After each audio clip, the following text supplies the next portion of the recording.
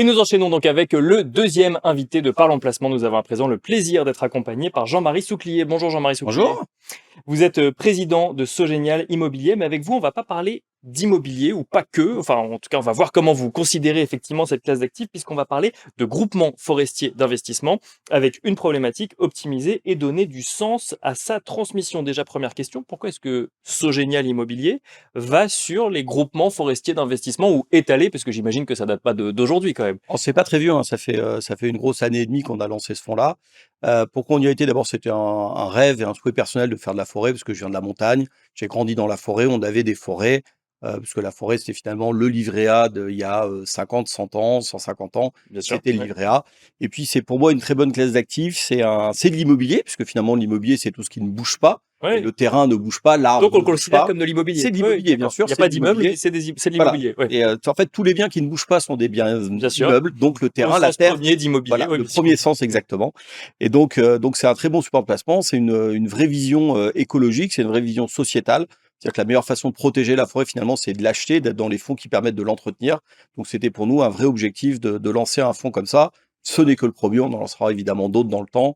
C'est une vraie dimension, une vraie classe d'actifs pour nous aujourd'hui. Alors, deux mots hein, dans la problématique sur laquelle je voulais échanger avec vous aujourd'hui: optimiser et donner du sens à sa transmission. Alors, trois mêmes éléments, parce qu'effectivement, il y a donner du sens et transmission. Juste avant, optimiser, pourquoi aller vers des groupements forestiers d'investissement? C'est un vecteur d'optimisation de son patrimoine. Alors en fait, la forêt est un actif qui est peu rentable par lui-même, puisque finalement, c'est le seul actif où on s'assied, on regarde la croissance Bien au sûr. sens propre du terme, parce que l'arbre grandit et Et prend de la lentement, valeur, oui. et voilà, et la valeur augmente, et ça prend énormément de temps, suivant les classes d'arbres, ça peut être plusieurs dizaines d'années, voire centaines d'années.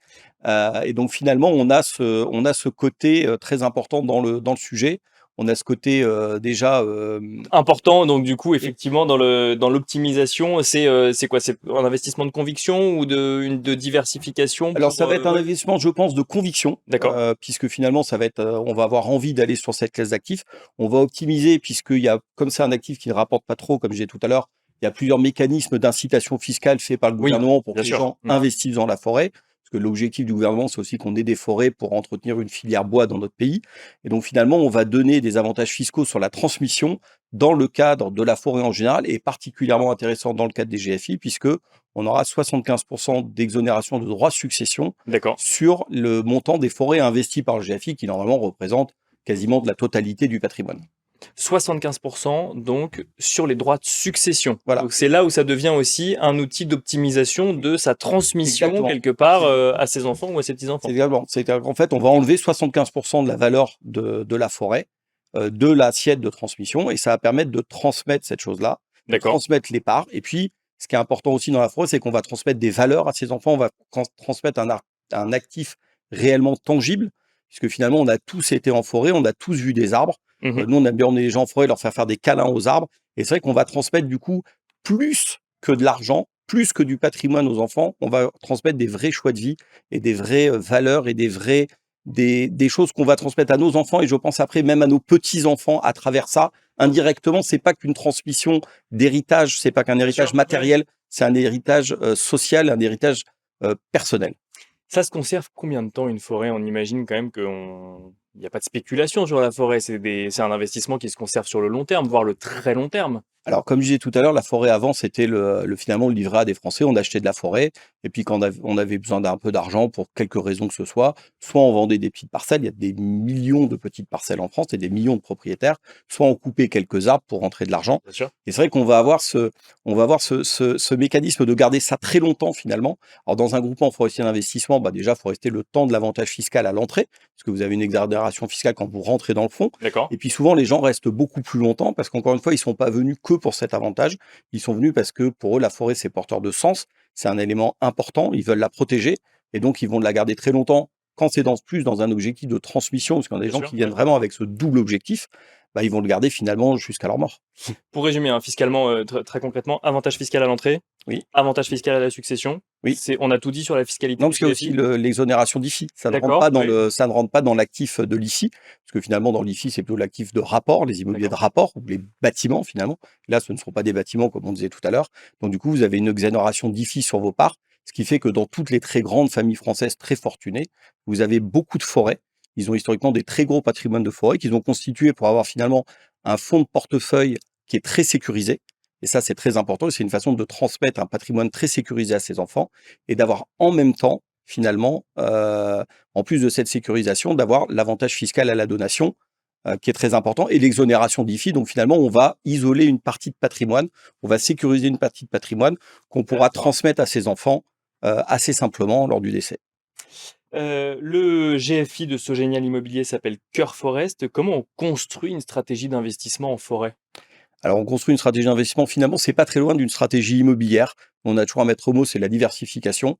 Donc, nous, sur ce GFI, au début, on investit pour l'instant que en France. D'accord. Je pense que celui-là n'investira qu'en France. On verra sur d'autres GFI pour investir en Europe.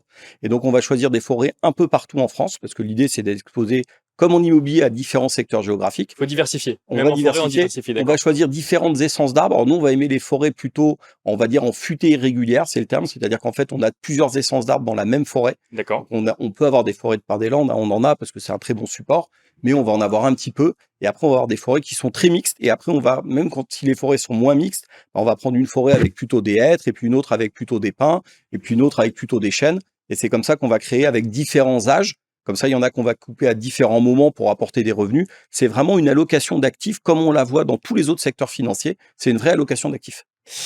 Une question comme ça, les 2 premières parties de l'émission, on a évoqué effectivement les anticipations de baisse de taux des banques centrales, les évolutions effectivement qu'on peut voir sur la partie longue ou la partie courte de la courbe.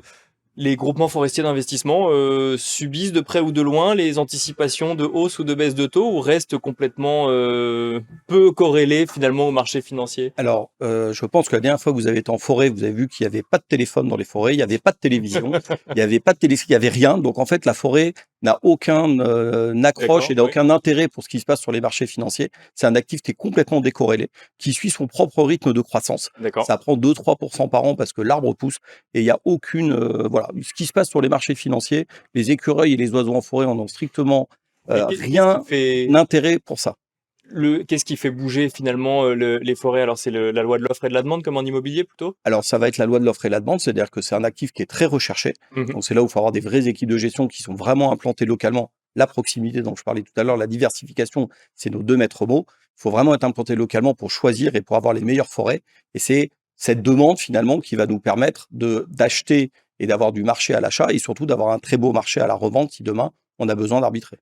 Dernière question, rapidement, Jean-Marie Souclier, en termes de demande justement, est-ce que alors effectivement vous avez lancé Cœur Forest il y a un peu plus d'un an, maintenant. Est-ce que vous avez vu cette demande évoluer, que ce soit avant le lancement de Cœur Forest ou depuis que vous l'avez lancé?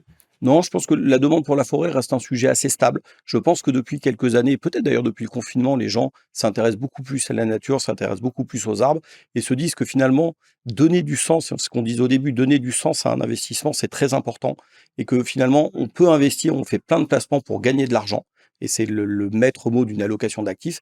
Et puis, il faut avoir des actifs très sécurisés, très défensifs et très plaisir finalement dans son portefeuille aussi. Et la forêt répond à toutes ces questions. Merci beaucoup, Jean-Marie Souclier, de nous avoir accompagnés donc dans Parlons Placement. Je rappelle que vous êtes le président de Sogénial Immobilier. Merci beaucoup. Merci. Et quant à nous, on se retrouve dans la dernière partie de Parlons Placement.